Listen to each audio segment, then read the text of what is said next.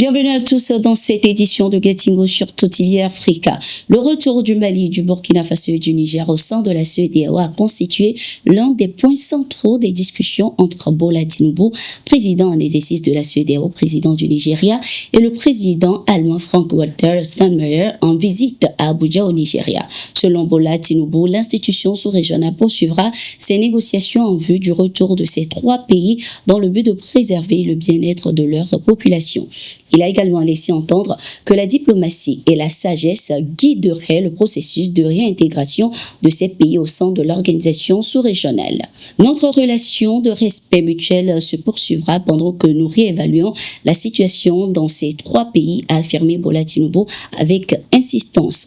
De son côté, le président allemand Steinmeier a souligné que la réintégration de ces trois pays d'Afrique de l'Ouest aurait un impact significatif sur l'économie et la sécurité de la région.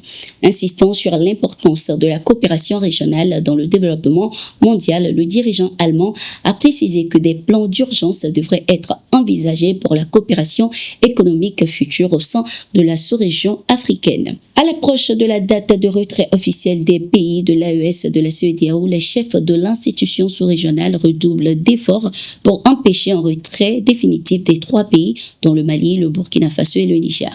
Désigné comme médiateur par ses pairs de la CEDEAO, Bassirou Diomaye Faye, le président sénégalais, a affirmé récemment qu'il était possible de maintenir l'alliance des États du Sahel AES au sein de la CEDEAO. Rien n'empêche aujourd'hui de maintenir l'alliance des États du Sahel puisqu'elle répond à une réalité sécuritaire que ces pays affrontent. Cela ne devrait cependant pas entraîner, selon moi, la désintégration de la CEDEAO, a-t-il souligné. Rappelons qu'après la signature de la charte du Liptako-Gourmand qui instaure la mise en place de l'AES, les trois pays, le Mali, le Burkina Faso et le Niger, étant membres de la CEDEAO en ce temps, le président nigérien Bola Tinubu a affirmé qu'il ne tolérerait pas l'émergence d'une institution parallèle. Cette alliance AES fantomatique semble destinée à détourner l'attention de notre quête commune pour la démocratie et la bonne gouvernance. Nous refusons de nous laisser égarer de notre rêve collectif d'intégration de la CEDEAO tel qu'énoncé dans nos cadres institutionnels et juridiques, avait-il martelé. Au Tchad, la France a retiré l'ensemble de ses appareils militaires du territoire. Cette annonce a été faite ce 12 décembre 2024 par les autorités tchadiennes. L'état-major général des armées du Tchad porte à la connaissance de l'opinion nationale et internationale que le 11 décembre 2024 marque le départ de tous les avions de chasse français du pays, a déclaré le général de brigade Chanan Issaka Achek, porte-parole de l'armée tchadienne. Dès le début de cette semaine, la France avait déjà entamé le retrait de ses appareils militaires. Les deux premiers avions français qui ont quitté le territoire tchadien étaient deux Mirage 2000D accompagnés d'un avion ravitailleur. Selon les sources, ces appareils doivent regagner Nancy, Meurthe et Moselle. La présence des soldats français dans les pays africains est de plus en plus perçue comme inefficace par les autorités locales et les populations. Face à ces critiques et humiliations, la France a décidé de réduire le nombre de ses militaires en Afrique. Jean-Marie Bockel, envoyé personnel d'Emmanuel Macron en Afrique, avait été chargé de consulter les différents pays concernés par cette nouvelle stratégie. Au Burkina Faso, le ministre de la Défense, le général Célestin Sempore, a dirigé une délégation en visite auprès des forces vives de Titaoué et Djibo le 11 décembre 2024. Lors de ces échanges avec les populations locales, le ministre a vivement exhorté à l'unité et à la fraternité. Il a rappelé le message du président du Faso lors de la commémoration de la 104e fête nationale du pays. Ce message s'adresse à tous les Burkinabés et vous invite à faire preuve de solidarité, à faire table rase, de passer certains pour sauver l'essentiel, le pays. Il vous exhorte également à éviter la vengeance dans tous vos actes, a-t-il souligné.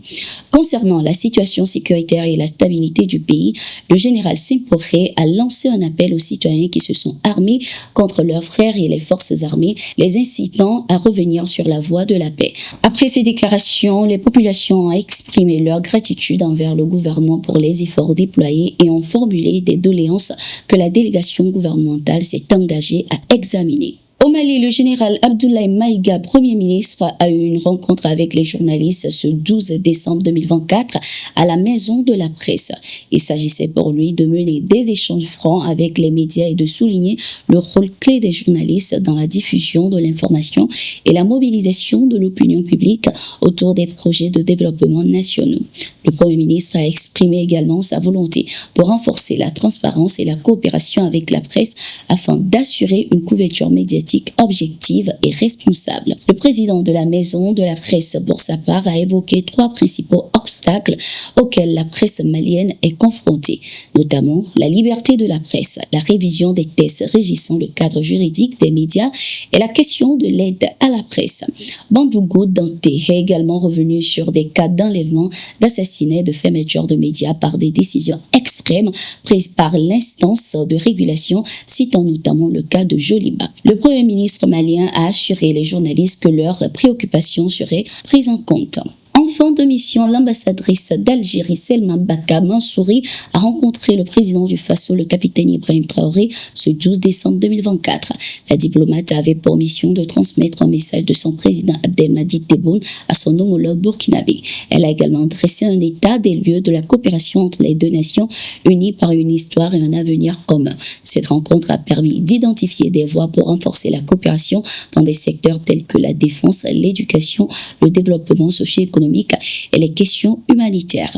Le capitaine Ibrahim Traoré, président du Faso, par la même occasion, a exprimé sa gratitude pour les efforts déployés par la diplomate et a souligné l'importance de poursuivre cette coopération stratégique entre l'Algérie et le Burkina Faso. Les deux parties ont convenu de renforcer leurs échanges afin de promouvoir des projets communs bénéfiques pour leurs populations respectives. Ainsi s'achève cette édition. Merci d'être resté avec nous. Nous sommes en continu sur nos différentes plateformes. Thank